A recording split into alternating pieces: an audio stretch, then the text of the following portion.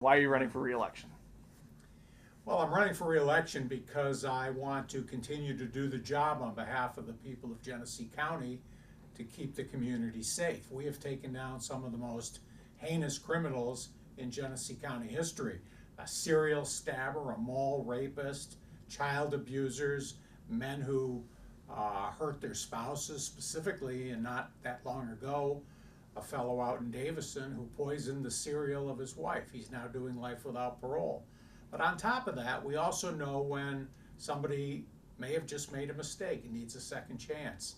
I'm the gatekeeper of all the recovery courts in Genesee County. We have a drug court, we have a mental health court, we have a veterans court. So there are folks who we like to help get back on the road to productivity.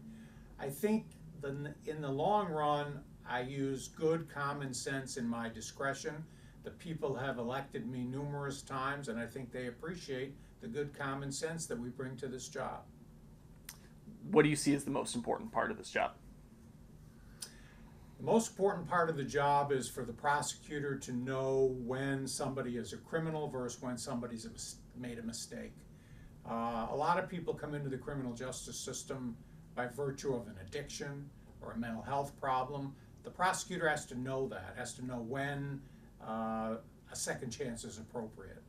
It's good old common sense. I think we've shown that over these past 20 years. What do you see as the biggest challenge in office?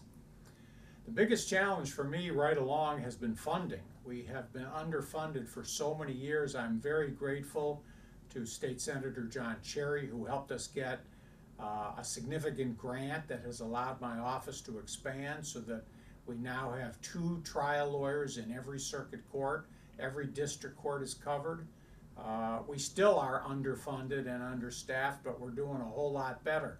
But I attribute the ability to get the funds to my long-standing relationship with various legislators, specifically with Senator Cherry.